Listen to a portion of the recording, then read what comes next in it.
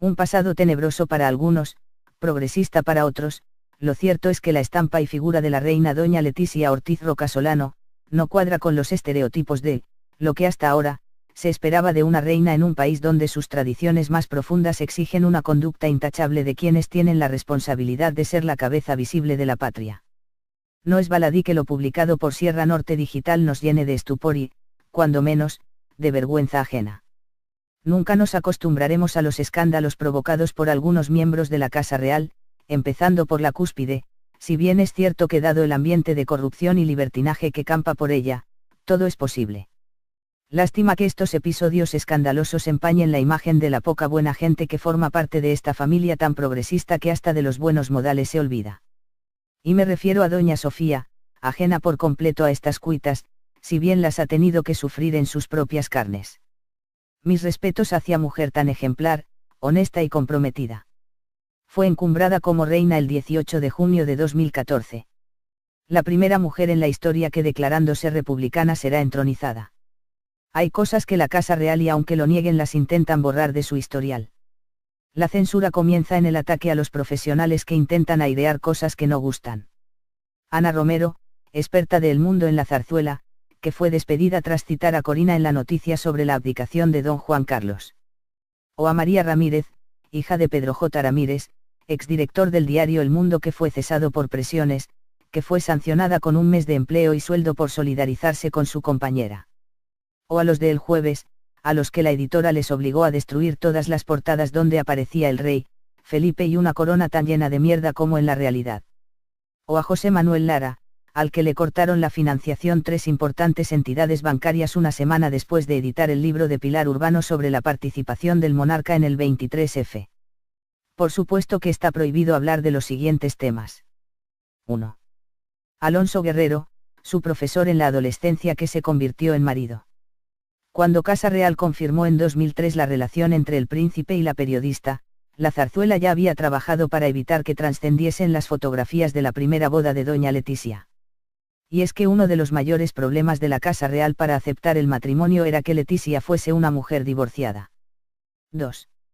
México y las drogas. Hasta allí viajó para estudiar un graduado que no terminó, pero en el país azteca vivió intensamente.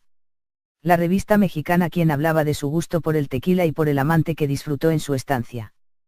También se ha sacado a la luz años después que su desnudo inspiró una portada del grupo Maná. Y para rematar, en el libro Leticia, una republicana en la corte de Juan Carlos I, secuestrado como es habitual en este país democrático, se dice que fue detenida por posesión de hachís. 3. Sus otros amores con señores casados y el sexo etílico en Irak. También el autor de Leticia, una republicana en la corte de Juan Carlos I, insinuó que la editorial le censuró pasajes del viaje de Leticia a Irak como corresponsal. Los desvelaría Enrique de Diego años después, de su viaje a Irak. El cortesano Federico Trillo hubo de destruir el informe de la sargento Paquita sobre la noche de farra de Leticia con un mando de la Royal Navy. En México se habló de su relación con el periodista Luis Miguel González, que estaba casado y se divorció después de conocer a Leticia. 4. El aborto de Leticia. David Rocasolano, primo de Leticia, publicó el libro Adiós, princesa, polémica obra sobre la vida de la próxima reina. En el libro se demuestra con pruebas que Leticia abortó, cosa que molestó en Zarzuela. Además, David retrata a su prima como una déspota y controladora que sufre continuos cambios de humor, bipolaridad de carácter. El único tema que no tocó fue su posible anorexia. El fuerte carácter de Leticia lo confirmó hace 2 meses Vanitatis, que publicó las quejas de los escoltas de Leticia por el carácter dictatorial de esta. 5. El suicidio de su hermana. Erika, que una noche se atiborró de pastillas en la soledad de su casa para acabar con su vida. Había dejado escritas varias cartas que lo probaban. Erika se acababa de separar y apenas tenía relación con su hermana, que siempre había estado cerca de ella, más centrada en sus compromisos en Zarzuela. Tampoco le ayudó a Erika la presión de los paparazzi, que la fotografiaban en contra de su voluntad. La Casa del Rey pidió a Antena 3 y Telecinco que no aireasen el aborto de doña Leticia. La noticia de que Leticia Ortiz, hoy reina, se sometió a un aborto antes de conocer al Felipe de Borbón, alteró el pulso de la Casa Real.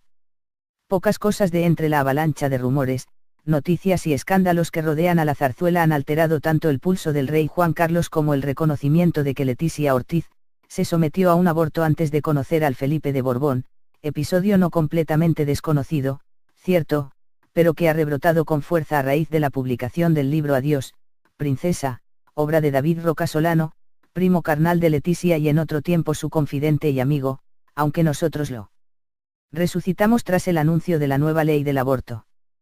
Porque se trata de un asunto, el de ese aborto, ciertamente peliagudo para alguien que podría ser un día no lejano reina de España. Es cierto que la sociedad española ha dado un giro copernicano en las últimas décadas en relación a temas que, como este, tienen que ver con cuestiones relativas a la moral e incluso a las enseñanzas de la Iglesia Católica, aún ampliamente mayoritaria en el país. Siendo ello cierto, también lo es que para grandes capas de esa misma sociedad, capas de la derecha conservadora, la confirmación de que su futura reina se sometió en su día a un aborto es un asunto entre delicado y escandaloso, como poco, para muchos inaceptable.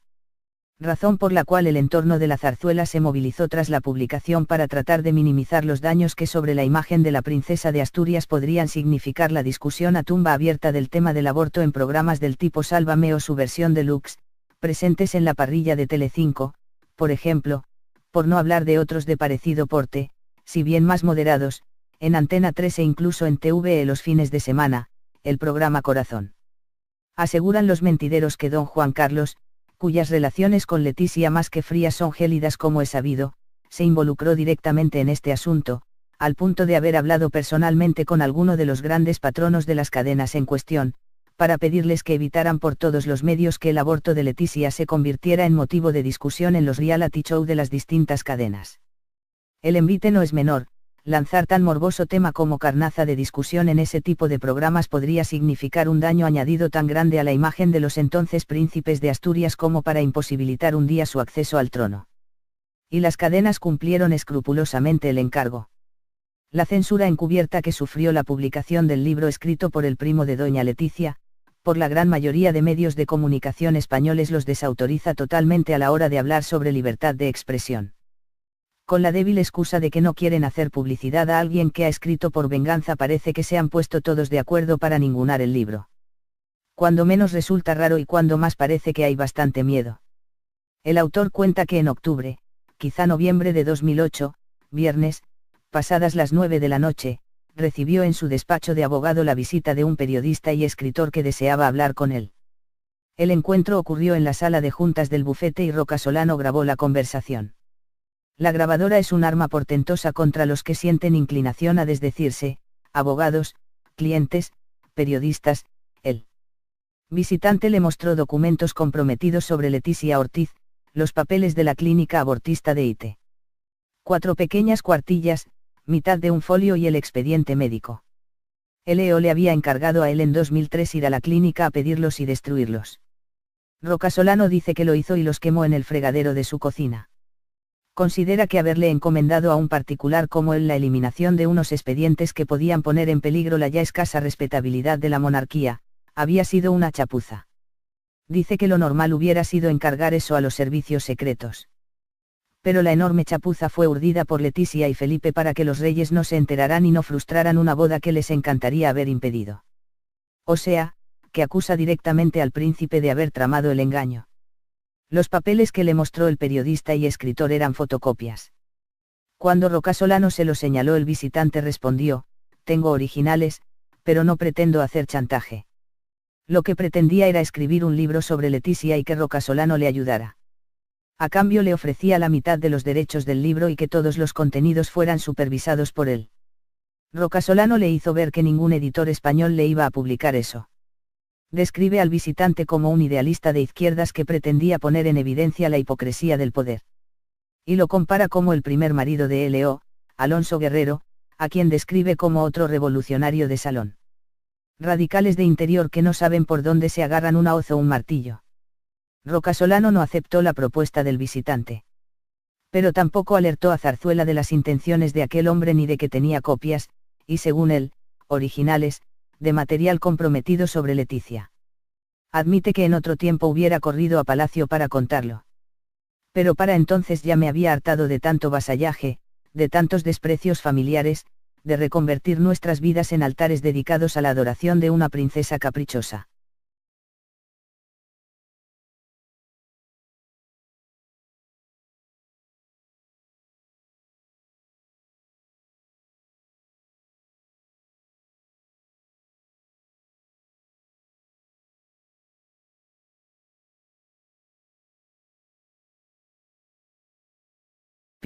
Si bien es cierto que dado el ambiente de corrupción y libertinaje que campa por ella, todo es posible. Lástima que estos episodios escandalosos empañen la imagen de la poca buena gente que forma parte de esta familia tan progresista que hasta de los buenos modales se olvida. Y me refiero a doña Sofés, tienen la responsabilidad de ser la cabeza visible de la patria. No es baladí que lo publicado por Sierra Norte Digital nos llene de estupor y, cuando menos, de vergüenza ajena. Nunca nos acostumbraremos a los escándalos provocados por algunos miembros de la Casa Real, empezando por la cuando ser republicana será entronizada. Hay cosas que la Casa Real, y aunque lo nieguen, las intentan borrar de su historial.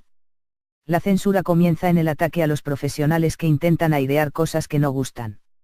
Ana Romero, experta de El Mundo en la zarzuela, que fue despedida tras un pasado tenebroso para algunos, progresista para otros.